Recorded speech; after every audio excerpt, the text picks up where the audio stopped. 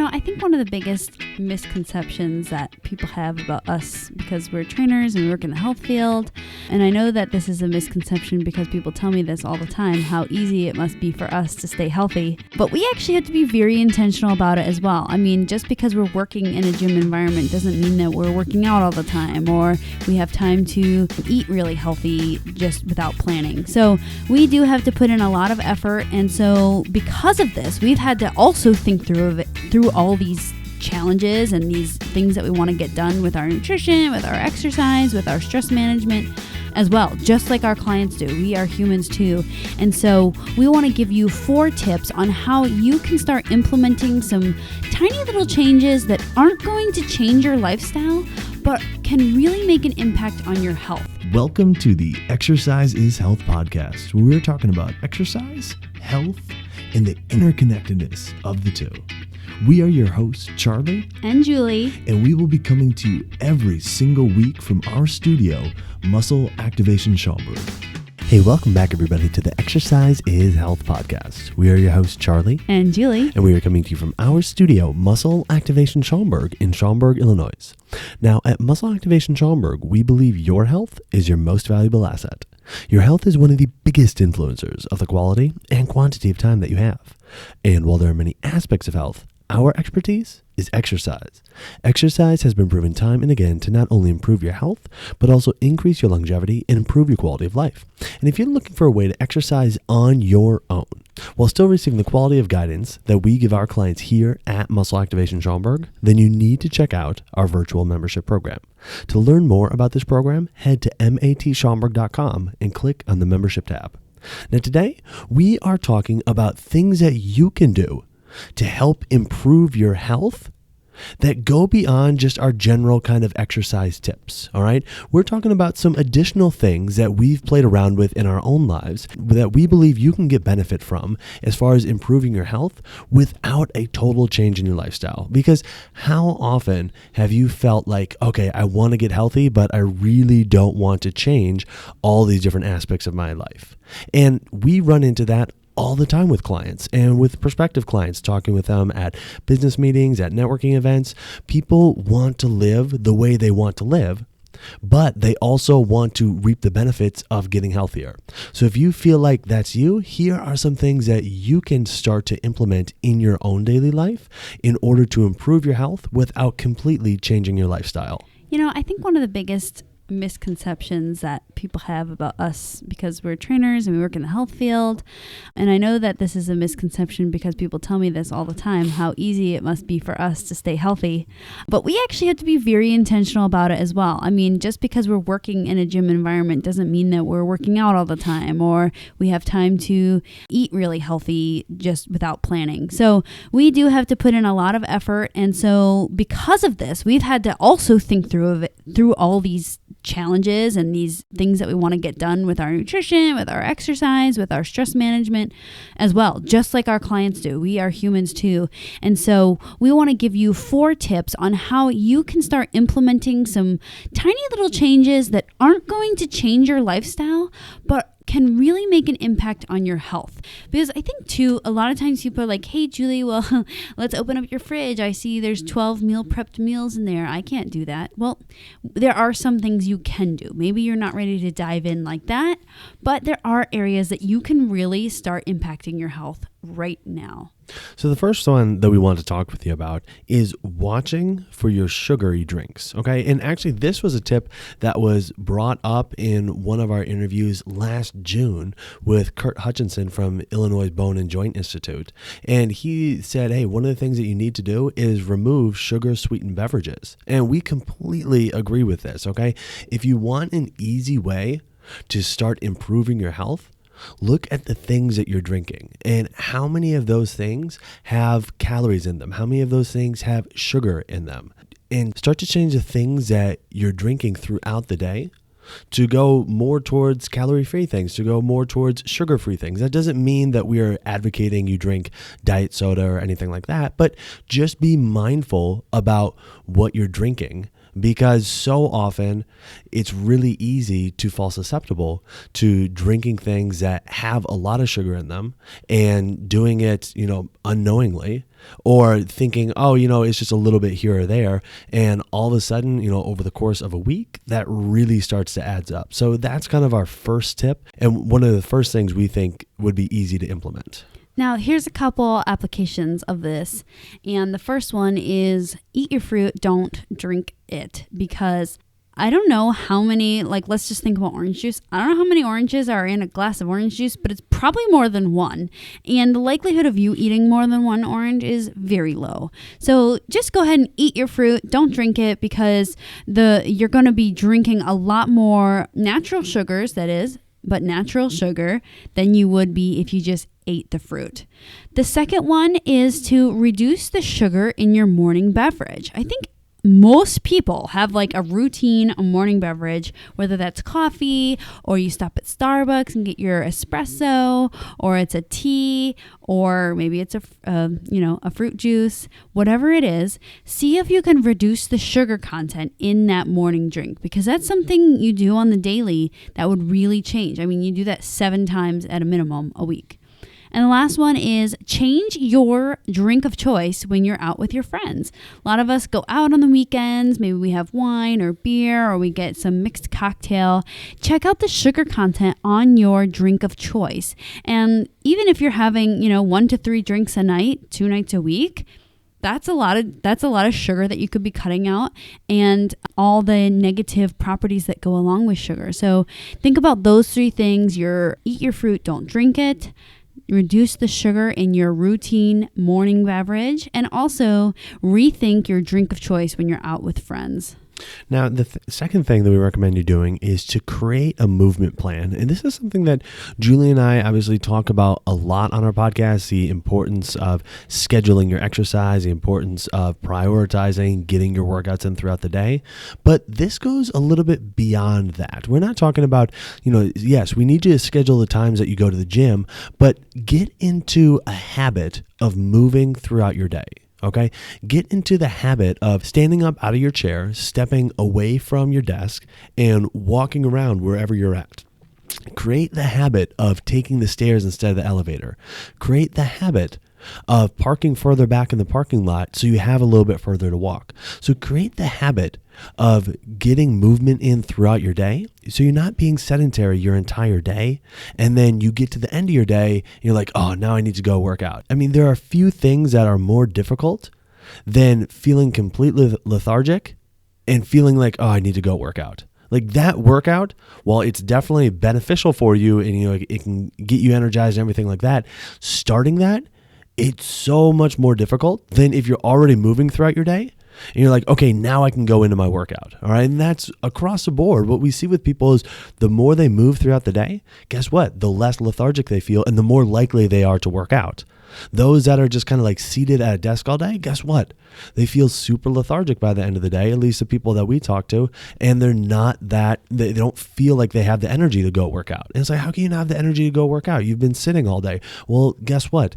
Not moving throughout the entire day, that's not going to give you energy. Even though you're not expending energy doing it, it's not going to help you create energy as it would like if you're moving throughout the day and you've already created the habit of moving throughout your day. So that's a really big one that can definitely impact your health without drastically changing your lifestyle.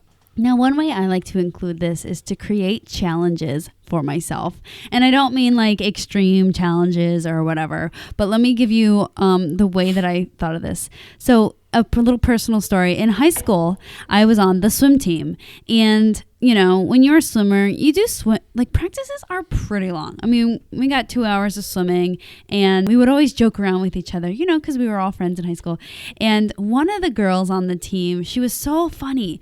Every time she was a little bit gullible, and so she was super lovable. And we would always say like, hey, we think you should go to the bottom of the pool, count to 10 and come back up, a silly challenge like that. And then she'd be like, no, that's silly. And we would say, you won't. And then she would go do it. And although it was like we weren't doing anything else, it'd just be a funny little challenge that we could get her to do just by saying that you won't. And then she'd go do it. So think about it like this. if you can create little challenges in your day, and even if they don't seem efficient or completely convenient, but they're not going to disrupt your day, then tell yourself, you won't, and go do it, right? So like one that I like to do is I'll say, okay, before I leave the house in the morning, before I go to work, I need to do the stairs at my house 3 times, up and down. I need to do it, So the first time will be coming down when I wake up, and the next time will be going up when I get dressed, and then I'll be coming down again. So that's 1.5. I can do 1.5 more, right? Which will really make 3.5, because I'll have to end down. But anyways, you get the point. So if you're able to do this kind of a thing every single day, think about how many additional flights you would do over the week. 7 or more. That would be awesome, because you'd be adding in a little bit more. So think about little challenges that you could do throughout your day, whether that is, I challenge myself to get to work a minute earlier every single day so that I can park in the back and walk. Or I challenge myself, like I do, to do X amount of stairs before I leave the house. Or last night, I was feeling really lethargic and I said, okay, I have to turn on a song and I'm going to dance the whole song. And that seems like a long time, but it's 3 minutes. I can clearly do that. So think about little challenges that you can do throughout your day that just get you moving, but aren't disruptive to your schedule that day. The next tip that we have, tip number 3, is to replace starches with veggies. So starches seem to pop up in seems like every single meal. So what we're inviting you to do is think about ways that you could replace the starches with veggies. So those would be like your breads, maybe some of the grains that you're eating, maybe some pasta. Think about, can you replace these things with veggies so that you're not having as many starches? So starches are often carbs, and then starches are carbs and they turn to sugar when they are being digested. So we also want to think about cutting these out, because often in the American diet, at least, these are in excess. So we want to figure out, how can we cut back on these? I really like this one, because I think, one thing that would serve us all is if we got more vegetables in our diet, and so I think finding ways to kind of cut out, like you're saying, the starchier things and replace them with, green leafy vegetables or something like that, that can be tremendously beneficial for just about everybody. So I really like this tip, because I think, across the board, most people probably aren't eating enough vegetables. And, and Julie, like we've said before, like nutrition definitely is not our area of expertise whatsoever. But, just talking with people, it's amazing like how few people actually sit down and intentionally cook vegetables for themselves or intentionally eat vegetables, consistently throughout their day. And so I think this can be a really beneficial habit to start implementing, is just, all right, instead of, like you're saying, instead of your potato, get asparagus. Instead of rice, make a salad, something like that. It can be massively beneficial, and get you a lot of the nutrients that you're not otherwise getting, and get some more vegetables in your diet, which I don't know, I think for a lot of people can be a really good thing. Now, I feel like I have mastered this skill, so let me just tell you guys some of the things that I like to do. So now in the stores, and mind you, this is very easy, they have a lot of replacement stuff. Like rice, they have cauliflower rice. And at Trader Joe's, where I love to shop, they have stir-fry cauliflower rice. So you can literally have fried rice that has cauliflower instead of rice, which is awesome. Charlie and I also do Friday night pizza night, and because I think we both love pizza, and I don't know who doesn't love pizza. Mm-hmm. Actually, our brother-in-law doesn't love pizza, but everyone else in the world loves pizza other than him. And we do cauliflower crusted pizza, so we still get to enjoy the pizza. So another thing, you can do some zoodles, or what is it, Jimmy John's? I've never been there, but they do the unwich, right? Oh yeah. And another thing I like to do too is whenever I can add veggies to something where I'm not really going to notice them or I won't be bothered by them, I add them.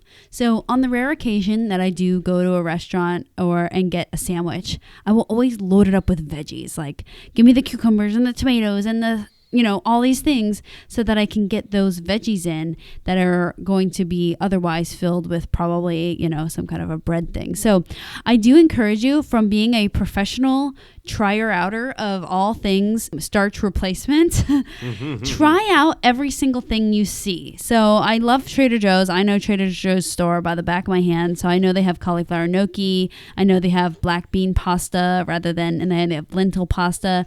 So try them, because sometimes I try things and guess what? I don't like them, just like you.